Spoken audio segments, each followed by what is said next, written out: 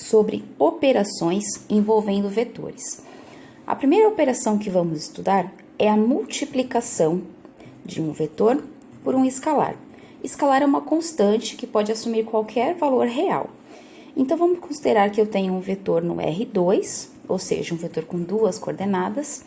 Definimos a multiplicação desse vetor por uma constante, aqui denotada por K, como a operação usual, dada da seguinte forma: K vezes o meu vetor V vai ser K vezes a coordenada X e K vezes a coordenada Y. É como se nós fizéssemos a distributividade em cada uma das coordenadas do meu vetor. Se nós estamos trabalhando com um vetor no espaço, ou seja, um vetor que agora tem 3 coordenadas, a multiplicação por escalar é definida da mesma forma. K vezes o vetor é K vezes a coordenada X, K vezes a coordenada Y e K vezes a coordenada Z. Com relação ao tamanho desse novo vetor, desse vetor que agora está multiplicado pelo escalar K, o vetor K vezes V corresponde a K vezes o módulo do meu vetor V. Então, a gente vai ver um pouquinho a interpretação geométrica. Dependendo do valor desse K, a gente tem alteração também, não só no módulo, mas no sentido do meu vetor. Então, vamos dar uma olhada. Aqui nós temos todos os casos que que estão incluídos a variação desse parâmetro K. Então, geometricamente, a interpretação dessa operação de multiplicação por escalar é muito importante. E dependendo do valor de K, nós temos as possíveis interpretações geométricas. Então, vamos considerar alguns casos. Primeiro caso, o que acontece se o meu parâmetro K for um número entre 0 e menos 1? Ou seja, o K é um número que pertence ao intervalo 0 aberto até o 1 aberto. Por exemplo, o valor K igual a meio. O que acontece é que se o meu valor K for menor do que 1 e positivo, ele vai reduzir o tamanho do meu vetor. Essa operação é chamada de contração. Como o parâmetro K ainda assim é um número positivo, o sentido do vetor não altera-se. Portanto, o vetor K vezes V possui a mesma direção e sentido do vetor original, mas tem módulo menor. É como se a gente estivesse dividindo, nesse caso, por 2 o tamanho do vetor. Então, se eu tenho um vetor V como esse da figura, o vetor 1/2 de V é um vetor que tem a mesma direção, a direção não é alterada quando multiplicamos por um escalar, o mesmo sentido, porque o meu parâmetro K é positivo, porém ele tem metade do tamanho do vetor original. Se o meu valor K for um número maior do que 1, então aqui eu estou considerando que K é um parâmetro que pertence ao intervalo de 1 até mais infinito, por exemplo, K igual a 2, o vetor possui a mesma direção e o mesmo sentido, mas ele tem um módulo maior. Isso é chamado de dilatação. Então, nós dilatamos, nós aumentamos o tamanho do vetor. Se K for igual a 2, por exemplo, o meu vetor original terá a mesma direção, o mesmo sentido do vetor original, porém, o dobro do tamanho do vetor V. Se eu tenho um parâmetro negativo, a interpretação é muito similar. Eu terei contração e dilatação, só que eu vou alterar também o sentido pelo fato do parâmetro ser negativo. Então, o terceiro caso, o que acontece se eu multiplico por uma constante que pertence ao intervalo de menos 1 até 0, aberto? Por exemplo, multiplico por menos meio, que é igual a menos 0,5. O negativo do K vai fazer com que o sentido se altere. Então, se o meu vetor original tinha um certo sentido, o meu vetor multiplicado por um K negativo tem um sentido contrário. E o módulo vai ser determinado pelo valor absoluto desse K. Aqui nós estamos multiplicando por meio, portanto, o meu vetor tem módulo metade do módulo do vetor original. Então, aqui estaria o meu vetor v, esse vetor representaria o vetor menos 1/2 de v, sentido contrário e metade do tamanho do vetor original. Isso é chamado de contração, alterando o sentido. Contração porque diminui o tamanho do vetor e o sentido porque o sinal do parâmetro k é negativo. Analogamente, se nós tivermos um parâmetro k que seja menor que menos 1, ou seja, um valor que está de menos infinito até menos 1 aberto, por exemplo, k igual a 3, o negativo do parâmetro k altera o sentido, tem sentido contrário, porém o número 3 dilata o tamanho do vetor. Isso é chamado de dilatação alterando-se o sentido, como por exemplo aqui representado na figura. O meu vetor v, o vetor menos 3v tem 3 vezes o tamanho do vetor original, porém tem sentido contrário ao vetor original. Percebam que os intervalos acima, todos eles não continham o menos 1, o 0 ou 1. Esses casos estão descritos abaixo. Se o k for 0, o meu vetor é o vetor nulo. Isso porque 0 vezes qualquer coordenada vai ser 0 vezes x, 0 vezes y, que vai resultar nas coordenadas do vetor nulo. Se o k for 1, k vezes v é o próprio vetor v. Da mesma forma, porque 1 vezes qualquer conjunto de coordenadas é 1 vezes x, 1 vezes y, e é o próprio x e y. Se o meu k for menos 1, eu tenho k vezes v sendo o oposto do vetor v. Analogamente, porque menos 1 vezes x e y produz menos x e menos y, e nós já vimos que menos x menos y são as coordenadas do vetor oposto, se eu estou trabalhando com o vetor com coordenadas x e y, certo? Então, o que a multiplicação por escalar faz? Ela produz vetores que têm a mesma direção, em todos os casos, nós temos vetores que têm a mesma direção, certo? O vetor nulo é considerado tendo a mesma direção, o próprio vetor tem a mesma direção, o vetor oposto tem a mesma direção. Mas nós causamos esses efeitos de dilatação e contração do nosso vetor. Vamos ver aqui um exemplo numérico. Item A. Vamos calcular 2 vezes o vetor v. Então, 2 vezes o vetor v será 2 vezes as coordenadas do vetor v. 2 vezes as coordenadas menos 2 e 3. Portanto, 2 vezes menos 2 é menos 4, 2 vezes 3 é 6. Então, se vocês desenharem o vetor menos 2 e 3 e o vetor menos 4 e 6, vão perceber que um é o dobro do outro com relação ao tamanho. Lembrando aqui que como k é maior do que 1, nós estamos fazendo a operação de dilatação sem alterar o sentido. Então, vamos colocar assim, mantendo o sentido, já que o k é positivo. Mantendo o sentido do vetor. Então, façam esse exercício. Desenhem o vetor menos 2 e 3, desenhem o vetor 4 e 6 e percebam que um é exatamente o dobro do outro com relação ao comprimento. O item B.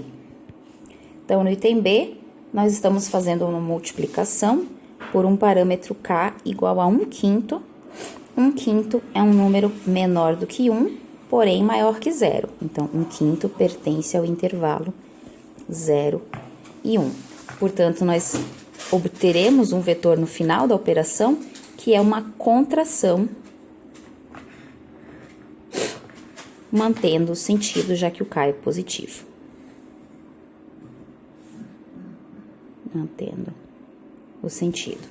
Em termos de coordenadas, o vetor 1/5 de u é 1/5 das coordenadas do vetor u, que são 0, 5 e 2.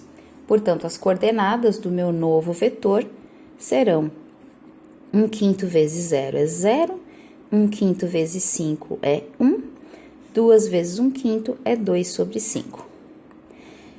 Deixem sempre na forma de fração, certo? Se for uma decimal com poucas casas depois da vírgula, podemos escrever sim na forma decimal. 2 dividido por 5 é 0,4. Para a gente não ter dúvida com relação ao vírgula do decimal e a vírgula da coordenada, nós escrevemos as coordenadas com ponto e vírgula, apenas para diferenciar a vírgula da decimal. O último exemplo, nós temos o vetor menos 2 vezes w, então K é um número negativo menor que menos 1, portanto, eu vou estar falando de uma dilatação, alterando o sentido.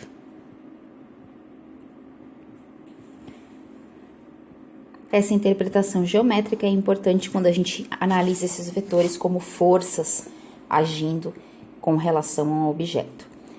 As coordenadas serão menos 2 vezes w, igual, então vou olhar ali quem são as coordenadas do vetor w, são 1, menos 4 e 3, e vou fazer a minha multiplicação coordenada a coordenada. Menos 1 vezes 2, menos 2, menos 2 vezes menos 4, 8, menos 2 vezes 3, menos 6. Esse é o vetor, então, menos 2w. A operação de multiplicação por escalar, o cálculo dessa operação é muito simples e a interpretação geométrica vai ser discutida mais detalhadamente e a gente vai utilizar isso em outras aplicações. A nossa próxima operação envolvendo vetores é a operação de adição. Então, a adição entre vetores também acontece de uma forma muito intuitiva. Por exemplo, se eu tenho dois vetores, U e V, V com coordenadas x1 e y1, U com coordenadas x2 e y2. Ambos são vetores do plano, certo? Porque tem apenas duas coordenadas. A soma desses vetores é definida como sendo a soma das coordenadas x e a soma das coordenadas y, respectivamente. Portanto, a soma de dois vetores continua a ser um vetor no plano. A soma de dois vetores no plano continua a ser um vetor no plano. Se eu estiver trabalhando com vetores no espaço, ou seja, vetores que agora têm 3 coordenadas, a soma é definida da mesma forma. O vetor soma é a soma das coordenadas x, a soma das coordenadas y, a soma das coordenadas z, gerando um vetor também no R3. Então, a operação de soma é uma operação bastante intuitiva. Basta somar as coordenadas x, as coordenadas y e as coordenadas z. Então, nós vamos fazer um exemplo numérico e depois eu volto nesse slide para falar mais alguma coisa a respeito dessa soma. Tenho dois vetores no plano e aqui ele está pedindo para a gente calcular o vetor soma, certo? Então, eu vou aplicar a definição que eu acabei de ver ali e vou chamar o vetor soma de vetor S. O vetor soma é o vetor U mais V, e a soma tem a propriedade de que, se eu somar V mais U, o resultado também é o mesmo. A soma é comutativa. Então, eu vou pegar as coordenadas do meu primeiro vetor, que é o vetor U, as coordenadas do segundo, que é o vetor V, e vou somar, respectivamente, a primeira com a primeira, a segunda com a segunda. 1 mais 2 é 3, 3 mais 1 é 4. Essas são as coordenadas do vetor soma. Coordenadas do vetor soma, muitas vezes chamado também de vetor resultante. Em física, a gente usa esse conceito de vetor resultante. Então, a operação numérica é muito simples. Vamos falar agora sobre a interpretação geométrica dessa operação.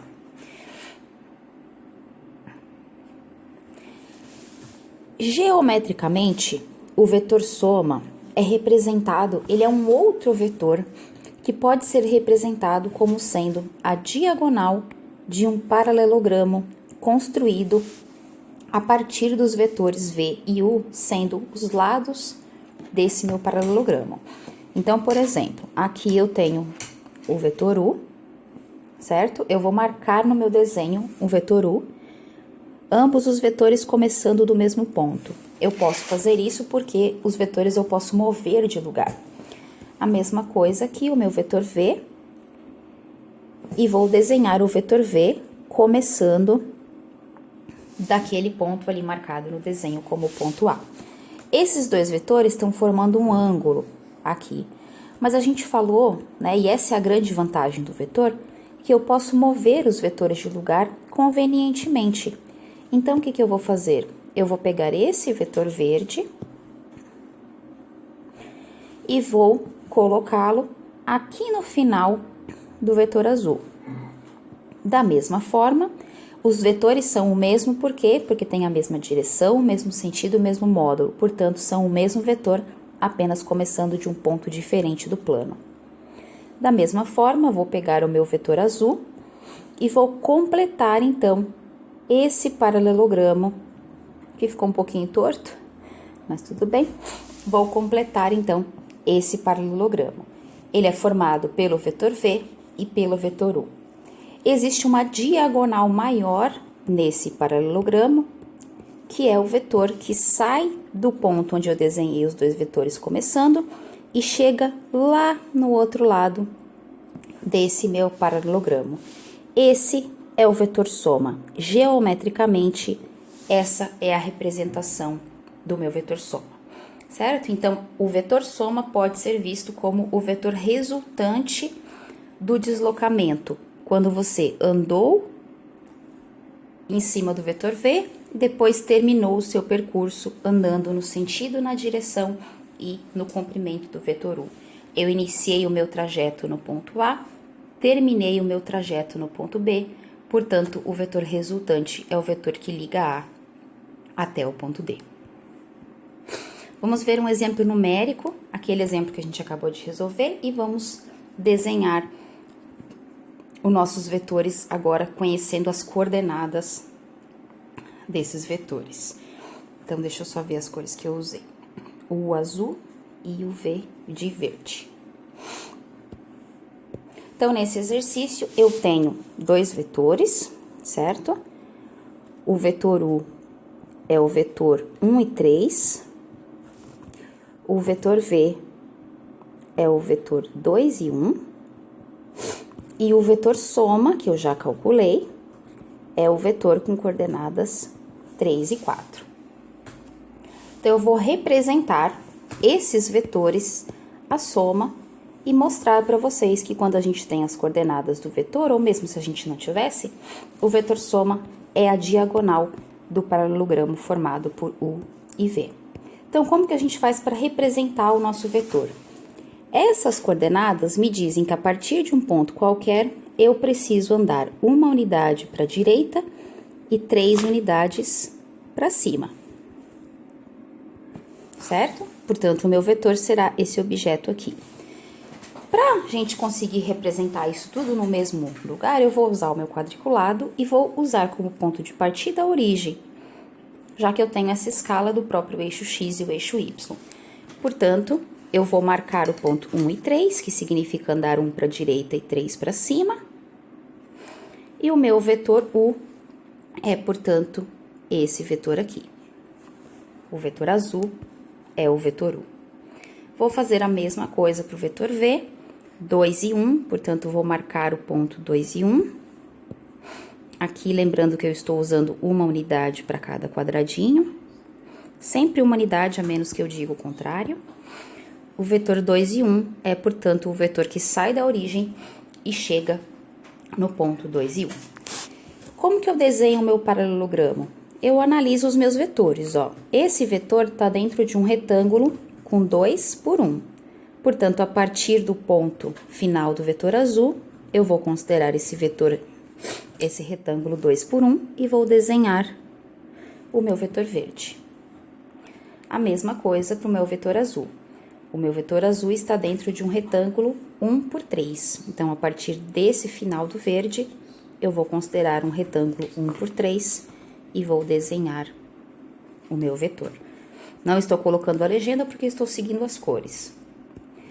Quem é o vetor soma? O soma é exatamente a diagonal desse paralelogramo.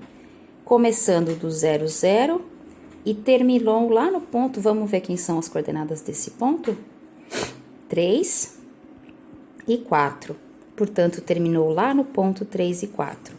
Como eu estou começando da origem, eu sei que o meu vetor soma é o vetor com coordenadas 3 e 4. Que bate, claro, exatamente com a conta numérica que a gente fez.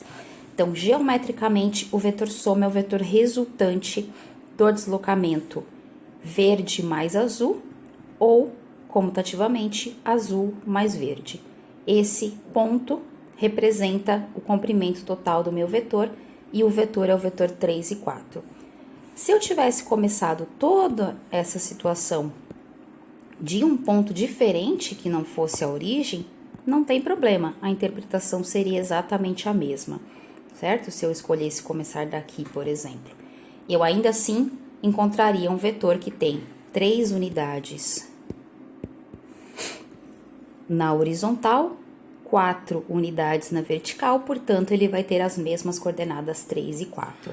Só que para encontrar as coordenadas, você precisaria das coordenadas desse ponto A, desse ponto B, e teria que fazer as coordenadas do vetor AB fazendo B menos A. Mas você chegaria no mesmo resultado, 3 e 4.